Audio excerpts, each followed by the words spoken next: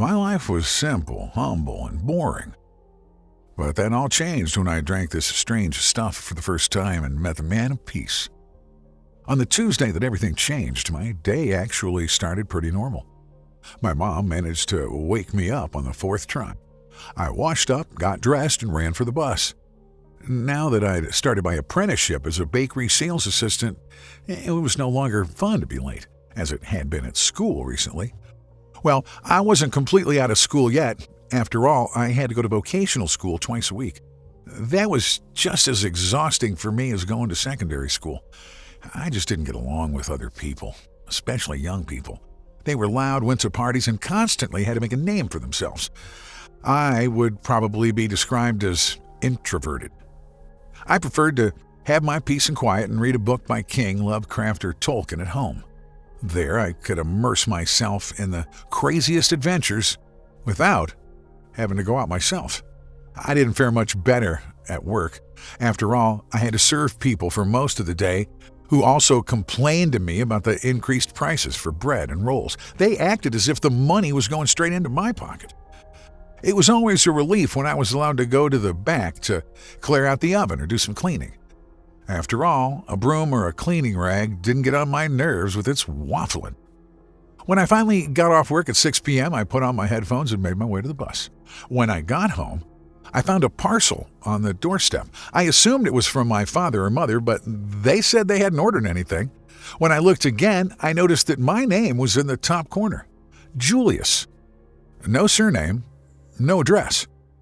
Well, then it hadn't come by post. Someone must have left it outside on the doorstep. That was kind of strange. Nevertheless, I took it upstairs to the attic, which served as my room. I opened the parcel and saw a pile of small bags. My first thought was that someone had sent me drugs, but that wasn't true. There were animals on the small, colorful bags. An eagle, a shark, a tiger, and a cobra. Apparently, they were different types of energy drinks. I didn't know who'd brought them to me, but it was just what I needed. I was planning to stay up late today, and after a hard day's work, that wasn't easy. I got myself a glass of cold water from downstairs, and then I had to decide. Tropical, raspberry, strawberry, or citrus. I decided on strawberry, poured the bag into my glass, and stirred vigorously with a fork. Then I sat down in front of my PC, switched on some fantasy music, and read one of my books. When I took my first sip, I was really surprised. I often drink energy drinks, but they didn't taste as damn good as this one. But there was more to it than that. It wasn't just the good taste. I felt something inside me. Was it a kind of, vibration? Could be. It certainly felt good. It was probably around 3 a.m. when I fell asleep. But was I even asleep? Was I dreaming? What was happening to me? I had the feeling that I was falling. I was falling and falling through darkness and cosmic corridors and the essence of the universe. When I regained consciousness, I found myself in a long corridor with a few cells. A guy who looked like a housemaster had given me a few friendly slaps. Hey, you can't sleep here. How'd you get in here? The man asked me. What? I don't know. I don't know. Who are you? I wanted to know. You can call me Mr. Richards. I'm the janitor here. Are you one of the test persons? Then you have to go back to your room. Test person? No, I'm not. I've never been here before. Where are we anyway? I asked. Apparently, Mr. Richards wasn't so sure himself. This was probably a facility that wasn't open to everyone. But then how the hell did I get in here? As Mr. Richards wasn't sure how to proceed, he took me by the hand and took me to the head of the facility. He was still busy with a boy called Jake, but then he had time for me. He was wearing a black shirt. He had slicked back black hair and green eyes that almost seemed to glow, and on his shirt he wore a badge with a smiley face and the words, Team Peace. A young man who appeared out of nowhere in my testing facility. How should I understand your intrusion here? He asked. Hey, I'm sorry, sir. I fell asleep in front of my computer and woke up here in the hallway. I really don't know how that happened. I felt a vibration when I fell asleep, and then I fell. At least I think so. I told him. That's interesting, he said. So you're a nocturnal wanderer. That's rare. It happened to me when I was a kid. I could use someone with your skills. Would you like to work for me? Asked the man with the green eyes. Well, I replied, actually, I already have a job as a bakery salesman, sir. What would I do in your company? What would you do? You would travel, experience adventures, visit foreign worlds, complete important assignments. I've been very involved in my work for a long time now, and my schedule is full, so I don't get to travel much anymore. There are still so many worlds to discover. You could take notes and videos on your night trips. Will you take me up on the offer? He wanted to know. To be honest, I still felt like I was dreaming, so there was no harm in accepting his offer. I'm in, sir, I said proudly. Excellent. What's your name? My name is Julius, sir. Julius, welcome to Team Peace. I am the man of peace. Here, I have a badge for you. Oh, and give me your phone for a moment, said the man of peace. He handed me the badge and I gave him my phone. He connected it to his and seemed to be installing some kind of app. With the official Team Peace app, you can register the worlds you visit. It also shows you what time you're in, which is important. These corridors, these hallways, not only lead you through space, but also through time. As a nocturnal wanderer, it is always an advantage to know where and when you are. If you press the Peace button, you can make a red dot appear that will lead you into the facility here, said the man of peace, and he gave me back my cell phone. I had understood that much. Then my dream ended because the vibrations started again. The man of peace blurred before my eyes, and I suddenly heard my alarm clock ring. I was still sitting in front of my PC, which I had been on all night. What kind of sick dream had that been? It seemed so real to me. Wait a minute. What was that in my hand? It was the Team Peace badge. Are you saying it was all real? Was I actually in this facility last night and joined Team Peace? How did that happen? Was that the energy drink I'd been drinking? I don't know, but I had to find out later because now I had to get to my other job, to my stupid job at the bakery. But what if it was all real? If I could really travel to other worlds now, then I had a much better job now. My mother surprised me, and she was surprised that I'd gotten up by myself today when she came into my room to wake me. Although I was awake early enough today, I took the last possible bus to get to work on time. I wouldn't give these cheapskates a minute of my life. Today was even more stressful than usual because Nina was ill, and so I had to stand at the counter all day and serve customers. As I wasn't used to this, it sometimes took a little longer because I hadn't entered the right thing into the till. The customers were annoyed because there was a line and they made fun of me for half the day. My boss wasn't thrilled with my performance that day either, and he made fun of me, asked me how I'd even gotten through school. He himself had inherited the store from his father, hadn't finished school, and never lifted a finger in his life. Although I was so beaten up, I was in a good mood on the bus home, because I'd be able to escape this stupid world. After all, I had my energy drinks. Today, I felt like trying raspberry. I poured the bag into my glass, mixed it again with a fork, and drank it down. It tasted damn good, too, and I read a bit of King's Dark Tower series over the next few hours. At some point, I got tired and felt the vibration again. I fell and flew. I saw colors and felt emotions. Then, I was suddenly cold. I was lying in the snow. In the snow! I wasn't dressed for this. I was wearing the jogging bottoms and a t-shirt that I'd been wearing in my room before I came into this world. Although it was freezing and I was already shivering, I was amazed at the landscape that was stretched out before me. The skyscrapers looked familiar. I must have been in New York. But it wasn't the New York I knew. Buildings had collapsed. There wasn't a soul out and about, and the snow was at least a half a meter high. No matter where I looked, there was no light anywhere. I got moving so I wouldn't freeze to death and took a few videos and pictures, just as the man of peace had told me to. While I was at it, I opened his Team Peace app. I saw 2 entries there, one from yesterday and, of course, one from today. Now, according to the app, I was in the same world. That couldn't be. It was warm here yesterday and the sun was shining a funny reddish color. Then it struck me. I was in the same world, but not in the same time. Yesterday, I was here in 2019. Today, I found myself in 2025. I wonder what had happened here. The man of peace would certainly find it interesting to see what happened to his home, if this was his home at all. I continued my march and decided to press the button labeled Peace if I didn't find shelter soon. After a few minutes, I saw light about 100 meters ahead of me. It was coming from the entrance hall of a large building that must have once been a hotel. I opened the door and saw that the light was coming from lighted garbage cans at the reception.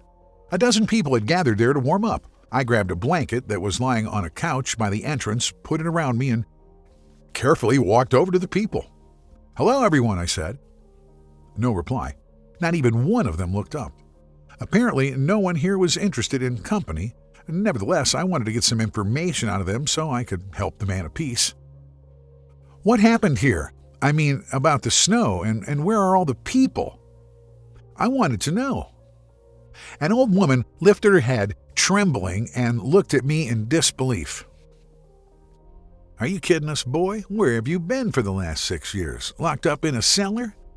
asked a burly-looking guy. "Sorry, I didn't mean to be rude. You could say I have amnesia. I woke up outside in the snow," I said. "Ah. Well, wouldn't that be the strangest thing to happen here? Have you really forgotten everything? The creatures? The undead? The apocalypse?" the man asked. "The apocalypse?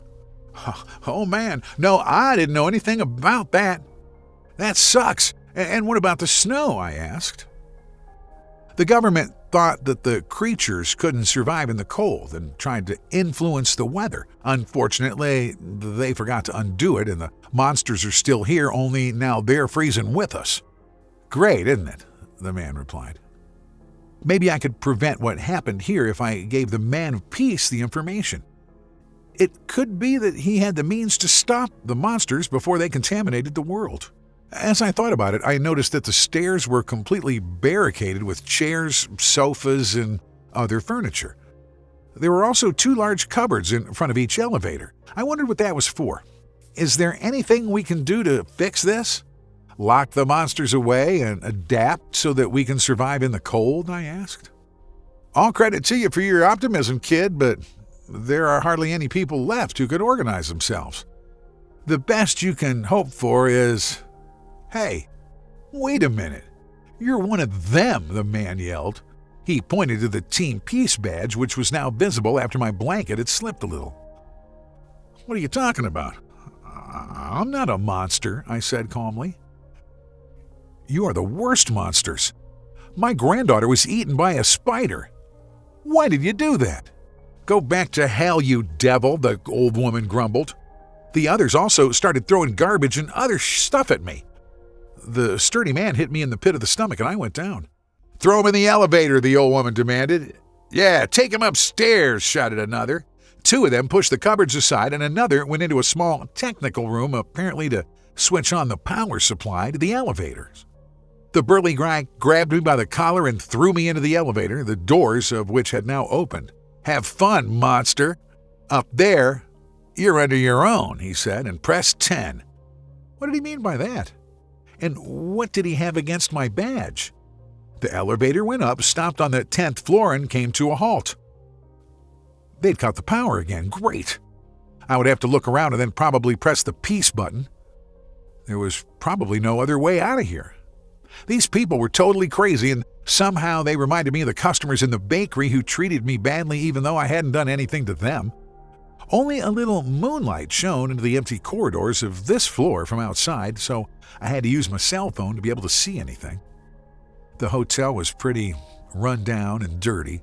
Someone had smeared Heil Azil in red paint on one of the walls. I didn't want to know who Azil was. Then I stopped because I heard a noise. I would say it was a kind of a clicking. I turned around and suddenly I saw a girl my age standing behind me. "Oh, man! Did you scare me? How did you get up here?" I asked. She had long black hair, and I found her quite attractive. She didn't look like she hated me either, although she was staring at my Team Peace badge. "I'm sorry, I didn't mean to scare you. I'm Marcy. I'm like you, I guess. I travel back and forth and end up in places like this." "What's that pin you've got there?" she asked. "I'm Julius, pleased to meet you. I got it from the Man of Peace." "Man of Peace?" she replied. "Who's that?" I couldn't answer because I heard that clicking sound again, and this time I could see where it was coming from. A disgusting, monstrously thing looking like a cross between a human and a spider jumped out of one of the rooms. Its legs were hairy, but it looked as if they had once been human arms and legs. Marcy didn't seem to have encountered such a creature for the first time and immediately ran away. I ran away too, but there was a dead end at the end of the corridor and only one window. The spider was after me, and I could hardly think straight, but somehow managed to get my cell phone out of my pocket and open up the Team Peace app. Just before I reached the window, I pressed the button that said, "Peace," and before my eyes, the window turned into a red door. Without hesitation, I pushed it open and slid onto the floor of the Man of Peace's establishment. "You'll clear the snow away yourself, young man," said Mr. Richards as the door closed again. I swept the snow away and then knocked on the door of Mr. Peace's office. He found my report about the future of this world and its inhabitants very interesting, but didn't seem surprised. "Don't worry about those people. If you want to change something, you can't please everyone. The spin and the other creatures may have been my doing, but that doesn't give them the right to punish you for it. Give me your cell phone again. I'd like to try something. As a nocturnal wanderer, you can influence the place where you land. I'll enter the coordinates into your app, but you have to do something too. Before you go back to sleep, think about fog. Only fog. Listen to songs about fog and watch a movie with fog. There's one by the King that's quite good. If we're lucky, you'll end up in the forest of eternal fog. It's hard to find your way home around there, but you might make it. There is a lake in the forest, and this lake is supposedly a gateway to the Sea of Darkness. It's one of the last and most mysterious places I haven't been able to explore yet, and I urgently need to explore it. I think danger lurks there. If you could bring me a sample of the lake's water in this test tube, that would be fantastic. If you manage to do that, all you have to do is give me a sum of money, and I'll give it to you."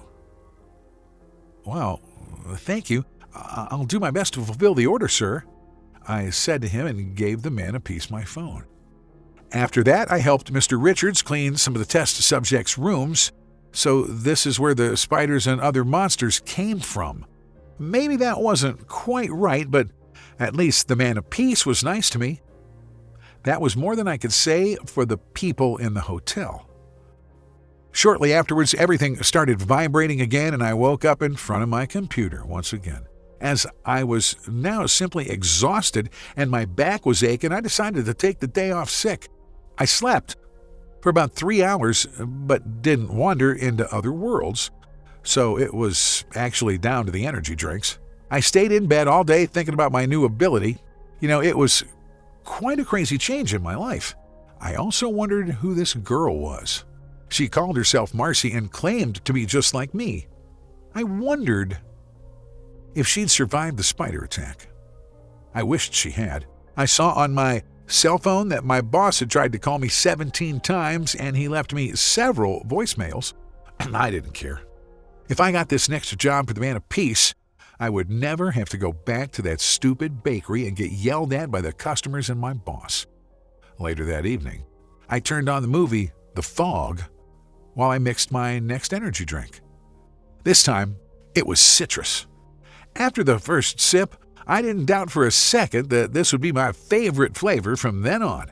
After I'd finished the movie, I watched a few more hours of scary stories with a fog theme.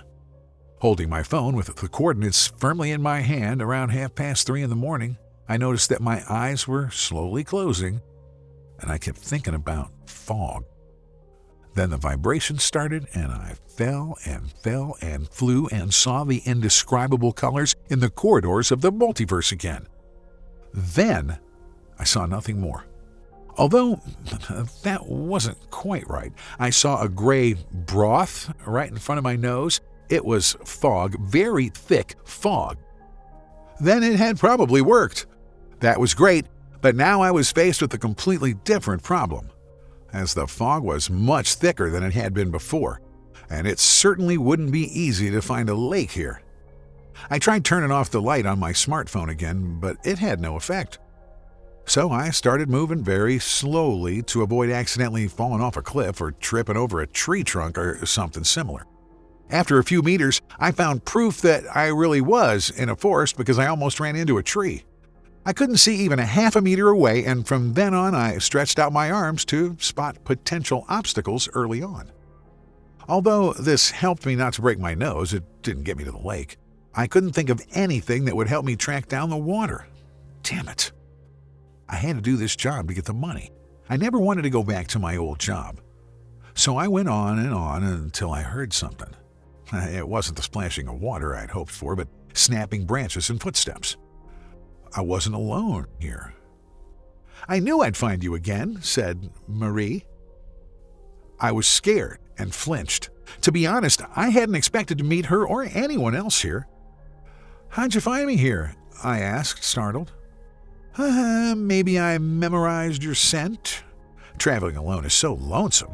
Can I join you on your adventure?" she asked. I actually appreciated the peace and quiet, but maybe there was nothing wrong with traveling with a pretty girl. After all, they didn't usually show much interest in me. "All right, I'm sure it won't hurt," I replied with a smile. "I saw you disappear through a red door yesterday. How did you do that? I've never seen anything like it." "Well, that's not actually my doing. The door leads to the Man of Peace," I replied. "That sounds exciting. Can you make the door appear now? I'd like to meet the Man of Peace," said Marie. "Not now. He wants me to find a lake that's connected to the Sea of Darkness and bring him a sample of the water. When we have that, we can bring it to him together." "That sounds good. I know the lake. I think I can take you there."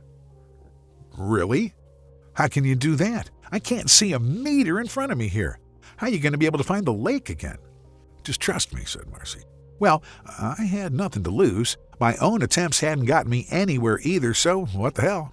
Marcy went ahead and I was close behind her. After about an hour, I heard the splashing of the water and was amazed. How had she done that? Shortly afterwards, we were actually standing in front of the lake, the dimensions of which I couldn't estimate through the fog, but something told me that the size was huge, a size that would blow my mind. I took the test tube out of my trouser pocket and filled it with some water from the lake. "Thank you for your help. I'm sure the Man of Peace will be pleased," I said. I opened the Team Peace app on my phone and pressed the Peace button. A red door immediately appeared in the water, which Marcy seemed very happy about. I walked through it, and she followed me. We greeted Mr. Richards and then knocked on the door of the Man of Peace's office. "Come in," he called. "Hello, sir. I've got the sample you asked for. It all worked. This here is Marcy. She's been helping me and might be interested in joining the team." "What's that?" Marcy laughed as she started to change.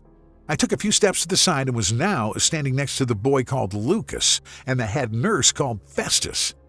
Marcy no longer looked attractive, but quite dead. It's your fault. I've enjoyed my existence. I devoured all the souls who dared to play the elevator game, but thanks to the apocalypse you caused, my last victim was able to escape back to her world," she said. The Man of Peace seemed surprised. "You're the witch from the inner world, right? What are you going to do now? Bore me to death with your drivel?" he asked, amused. "No, I want revenge. I'm carrying a hex bag that makes it impossible for anyone present to escape through a portal. You'll have to damage me for being torn from world to world since this incident and barely having any control over my existence. I'm constantly being eaten by one of your monsters and tormented for days as I regenerate, but once I've eaten your soul, that will change. You're the most skillful interworld traveler that has ever existed, and with your power, I will be more powerful than ever before. Everyone here is welcome to support me. I know you want revenge. Lucas and Festus, he changed you. He destroyed your lives just as he destroyed mine. Help me and I'll give you your lives back, said the witch from the world in between. The muscular Festus, who was wearing a nurse's outfit and had a bag on his head, and Lucas, the boy, didn't say anything. Then the witch started moving and walking toward the man of peace. Festus actually followed her, but Lucas stopped. He seemed to be watching with interest. Perhaps the boy was more intelligent and cunning than he looked. When the witch stretched out her sinister hand toward the man of peace, I wanted to help him, but that wasn't necessary. Festus grabbed her head with his huge hand and crushed it within a second. The witch's skull cracked and stained the floor of the office.